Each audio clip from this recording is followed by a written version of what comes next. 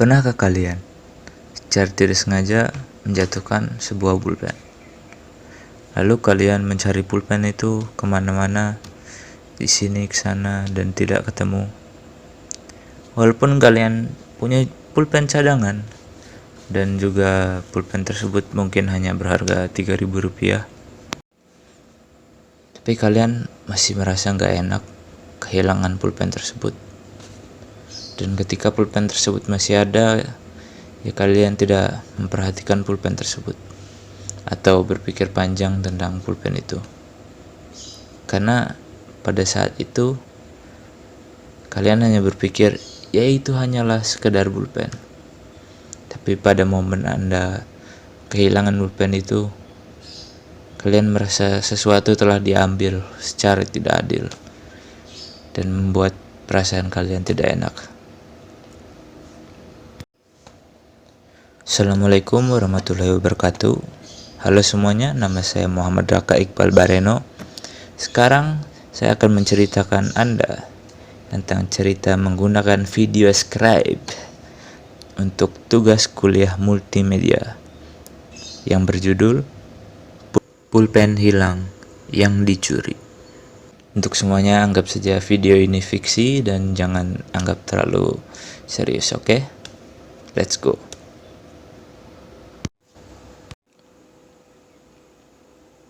Karakter yang kita akan ikuti pada cerita ini bisa kita panggil saja Lane atau Lain.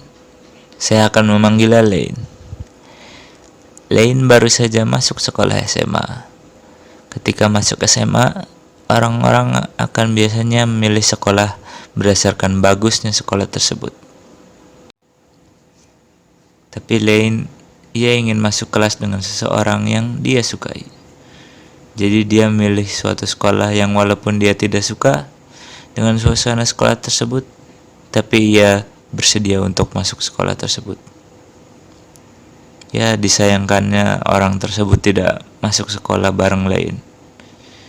Karena ketika masuk sekolah ya kan ada dua pilihan dan orang tersebut memasuki sekolah yang lain. Jadi ketika sekolah dimulai, moodnya Lain sudah berantakan. Lain sepertinya tidak sangat peduli dengan sekolah ataupun kehidupan sosial sekolahnya. Mungkin dia lebih memikirkan teman di rumahnya atau teman online.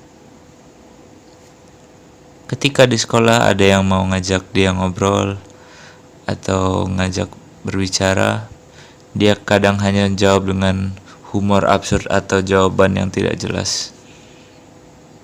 Orang-orang memandangnya sebagai anak yang aneh. Ditambah lagi, dia punya kebiasaan yang buruk, yaitu kleptomania. Dari kecil, dia sering mengambil benda-benda dari tanah seperti ranting, batu, dan lain-lain. Tapi ketika sudah besar di sekolah, benda-benda yang di bawah biasanya adalah seperti orang menjatuhkan pulpen, menjatuhkan penghapus, menjatuhkan pensil, dan sebagainya. Jadi hal ini menjadi kebiasaan yang normal-normal saja, menjadi kebiasaan yang buruk.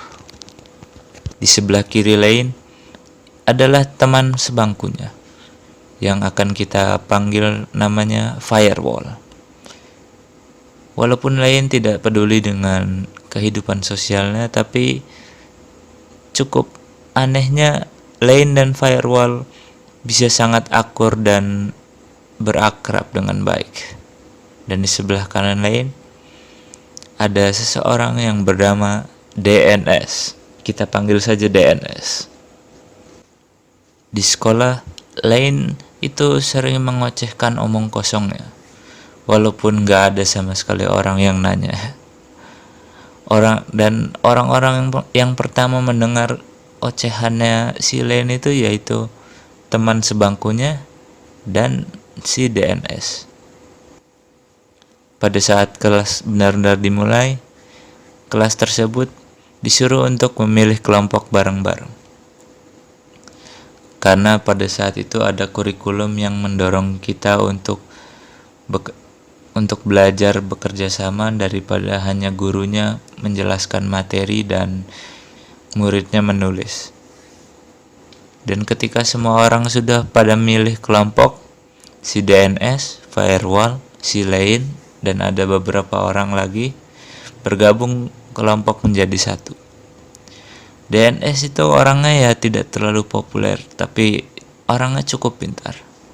Dan Firewall orangnya populer karena dia lucu, tapi dia tidak terlalu pintar. Dan kalau si Lane, ya Lane orangnya tidak populer dan juga tidak pintar. Kalau kelompok yang lain, biasanya ada orang yang pintarnya, ada orang yang bisa ngomong, ada orang yang sangat resourceful gitu. Tapi di kelompok ini sepertinya tidak ada yang bisa apa-apa. Mereka bisa dibilang kelompok sisaan, atau dengan kata kasarnya bisa dibilang kelompok buangan. Orang yang kompeten dalam kelompok itu adalah mungkin hanya DNS. Jadi mereka mengangkat DNS sebagai ketuanya. Firewall dan Lane cuma laki-laki yang ada di grup tersebut. Kadang ketika ada tugas, DNS itu sangat kesulitan untuk meminta bantuan ke kelompoknya. Ditambah lagi si Firewall selalu membuat candaan dan guyonan yang mengalihkan perhatian dari grupnya. Dan lebih parahnya juga si Lane. Dia tidak cuma membuat gurauan, tapi dia itu membuat gurauan yang sangat-sangat buruk. Dia membuat gurauan yang hanya lucu untuk dirinya sendiri. Dan yang tertawa paling cuman teman sebangkunya si Firewall. Tapi mungkin dia hanya ketawa cuma karena mereka adalah teman sebangku saja. Dan dia tidak ingin merusak dinamik tersebut dan juga menjaga silaturahmi gitu. Si Lane ini gurauannya memang benar-benar tidak lucu. Dia bergurau seperti hal-hal yang bersangkutan kayak kenapa harus hidup lebih lama lagi? Hanya untuk mengumpulkan dosa lebih banyak lagi, kata Lane. Atau juga dia kadang berfantasi bagaimana kelas itu akan berlanjut walaupun dia meninggal pagi itu. Gurauannya Lane itu sangat menurunkan semangat grup tersebut. Ya untungnya Lane itu kadang sering kabur dari grup meeting, jadinya mereka tidak harus tertekan mendengarkan gurauan-gurauannya. Hari pun berlalu, minggu berdatangan, dan bulan berputar. Sepertinya dengan diiringi waktu, situasinya menjadi membaik. Mungkin di grup itu sudah tidak menganggap Lane serius lagi. Dia hanya menjadikan Lane sebagai anomali aneh pada grup itu. Bahkan DNS pun kadang tertawa dengan gurauannya sekarang. Hal tersebut sepertinya membuat si Lane merasa aneh saja. Dia pun pelan-pelan mengurangi gurauan anehnya dan mulai benar-benar membuat gurauan yang sebenarnya lucu. Tapi sayangnya Lane masih punya kebiasaan yang buruk. Ini DNS tidak tahu kenapa dia sangat terobsesi untuk melabelkan segala peralatannya. Mulai dari pulpen, pensil, penghapus, sampai pengeruknya. Tapi walaupun begitu, dia kadang suka teledor dengan alat tulisnya.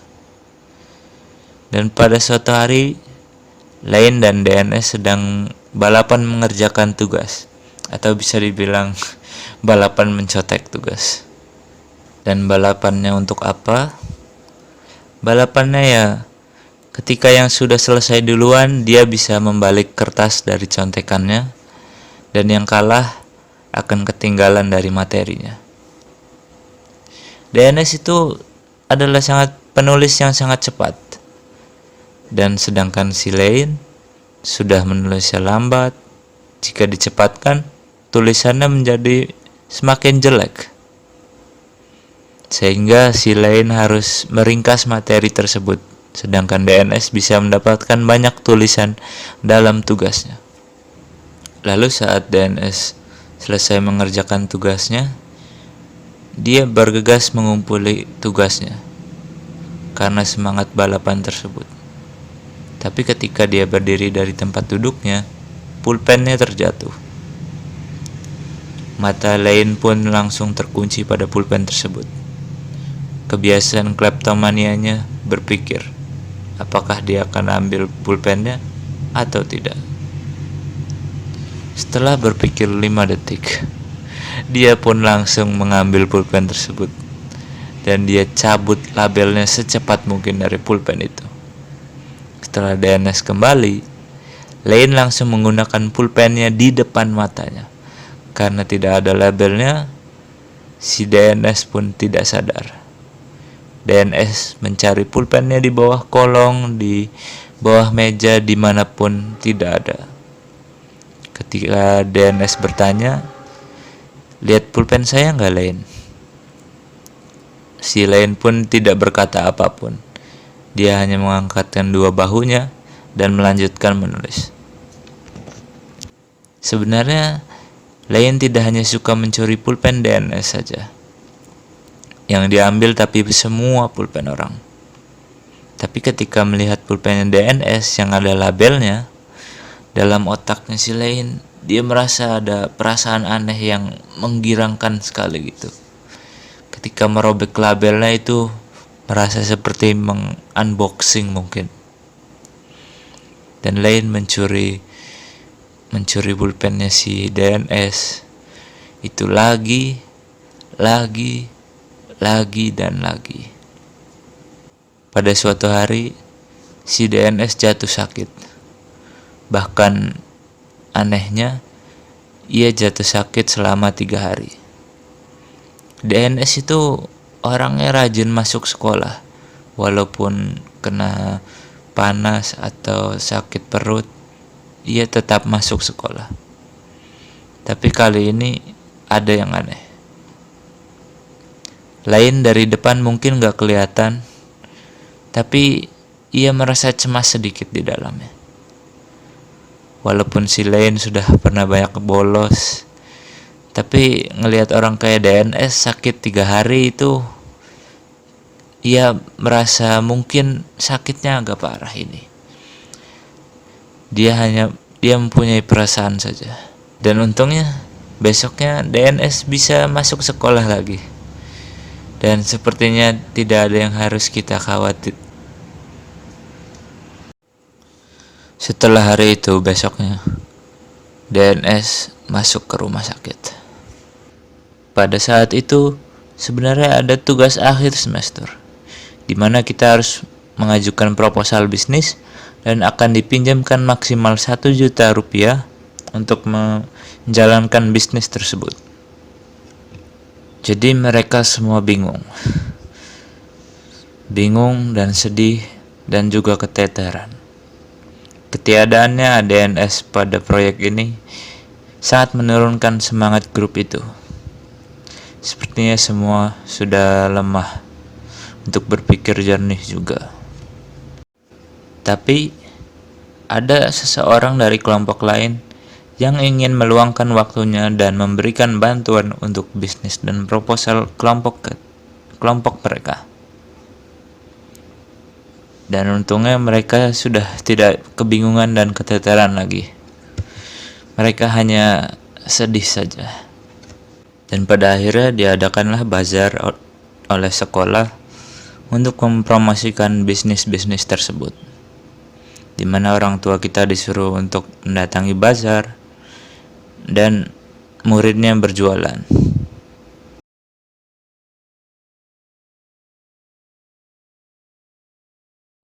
Dan hal yang mengejutkannya adalah DNS bisa datang ke bazar tersebut, walaupun ya kondisinya masih agak sedikit kurang bagus. Tapi DNS masih bisa datang membantu mereka. Dalam hatinya Lane berharap mungkin saja DNS bangga dengan grupnya, walaupun jika hal itu mengecualikan dirinya sendiri. kelas 11 pun dimulai. Sepertinya pada tahun ini tidak ada sama sekali kerja kelompok yang seperti kurikulum sebelumnya. Jadi ya kita semua kelompok tersebut agak terpisah. Dan sepertinya pada tahun kelas 11 ini, Lane sering kena masalah dengan berbagai macam guru.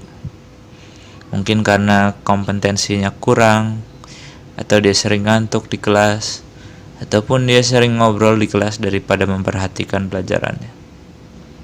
Ditambah lagi, DNS sepertinya masih sakit.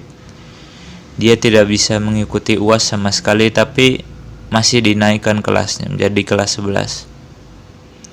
Beberapa guru ada yang berspekulasi. Ada yang bilang, itu kayaknya dia sering minum air es habis makan seblak, atau makannya yang sering pedas-pedas seperti itu. Guru-guru berbicara seperti itu sepertinya membuat Lane sangat marah. Karena dalam matanya sepertinya orang-orang berpikir DNS itu sakit karena kesalahannya DNS sendiri. Dalam hatinya dia bilang, untuk apa guru menjelek-jelekan muridnya yang lagi sakit kayak gini? Bukan dokter, bukan apa, bisa-bisanya tahu diagnosis dari mana. Guru ngajarin muridnya untuk ngomong yang tidak faedah. Tapi Lane sebenarnya tidak benci guru-guru tersebut. Hanya saja semua rasa kemarahannya si Lane berasal dari kecemasannya terhadap DNS. Pada hari itu, kita dibolehkan untuk mengunjungi DNS.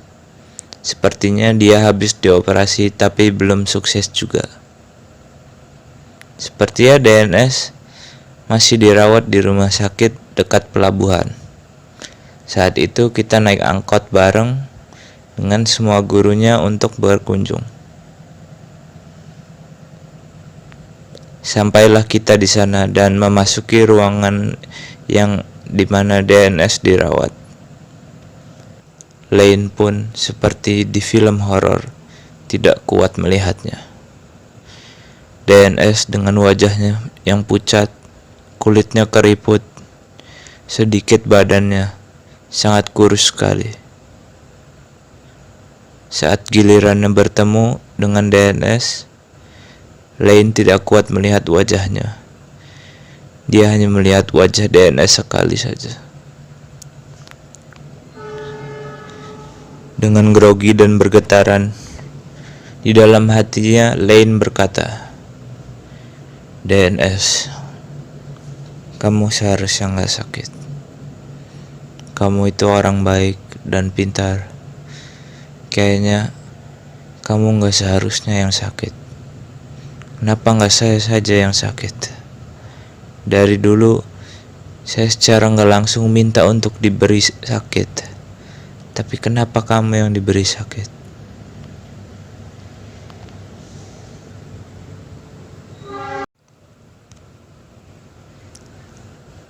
Dan lalu dia menyapa DNS dan bilang, semoga cepat sembuh. Dan lalu bergegas pergi. Selama kelas 11, DNS hanya datang untuk beberapa kali saja. Mungkin totalnya tidak ada sampai 10 hari. Kelas 12. Lane pun sepertinya sudah tidak mood untuk sekolah lagi. Sehingga pada hari pertama dia datang terlambat. Dan hal tersebut menjadi kesalahan yang sangat fatal untuk Lane. Yang tadinya dia duduk di paling belakang dengan temannya sebangkunya, si Firewall, sekarang dia harus duduk di paling depan, sendirian.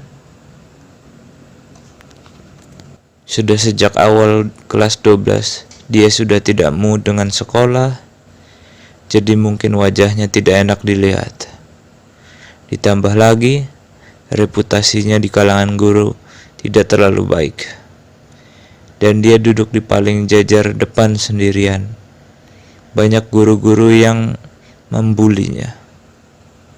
Banyak guru yang bertanya, kenapa kamu duduk di depan sendirian? Gak punya teman kah?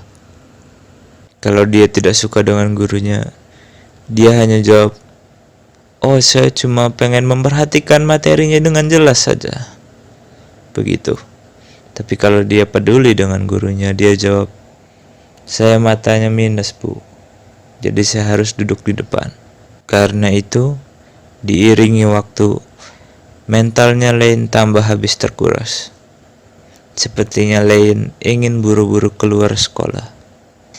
Tapi, hal yang buruk pun terjadi. Pada pagi itu, pada jam pelajaran ekonomi, sang wali kelas datang menginterupsi kelas. Dia pun berkata, "Mari kita menyolati teman kita DNS yang akan dikuburkan pagi ini." Mendengar hal itu, Lane merasa seperti kaget saja. Dari cara wali kelas tersebut menyampaikan pesan itu, seperti dibuat agar mengejutkan dan tiba-tiba dengan secara sengaja. Bukan berarti Lane berpikir wali kelas tersebut mempunyai niat aneh atau bagaimana. Tapi mungkin saja sang wali kelas ingin mengagetkan agar kita bisa tepat waktu sampai di sana, atau seperti itu. Tidak ada yang menyangka hal tersebut. Lane pun kadang berpikir, kira-kira bagaimana ya nilainya DNS? Lulusnya bagaimana? Dia kan gak pernah ujian untuk 2 tahun penuh. Lane berpikir hal tersebut karena dia tidak berpikiran kalau DNS bakal selama-lamanya hilang karena usus buntu saja. Selama penguburan itu, wajahnya Lane selalu melihat ke bawah, karena di arah situlah selama hidupnya dia akan melihat DNS. Orang lain terlihat seperti biasa saja dalam penguburan orang pada umumnya. Tapi untuk Lane, dia tercengkam. Dia teringat pada saat itu DNS dan Lane pulang bareng naik angkot walaupun hanya 1 kali saja. Dia sangat terkejut kalau rumahnya DNS itu ternyata hanya di seberang gapuranya di mana dia pulang saja. Pada saat itu, dia berandai-andai dan berfantasi dengan banyak percakapan yang ia ingin sampaikan kepada DNS. Pada satu momen itu, andai saja dia bisa mengembalikan semua pulpen yang ia curi dan berminta maaf. Sampai-sampai Lane pun berpikir sebuah teori yang gila, bahwa mungkin saja DNS itu bukanlah manusia. Mungkin DNS adalah makhluk dari cahaya yang dikirim untuk menghukumnya karena Lane tidak menghargai hidupnya. Karena dia tidak bisa memikirkan teori lain mengapa hal ini terasa sangat tidak adil.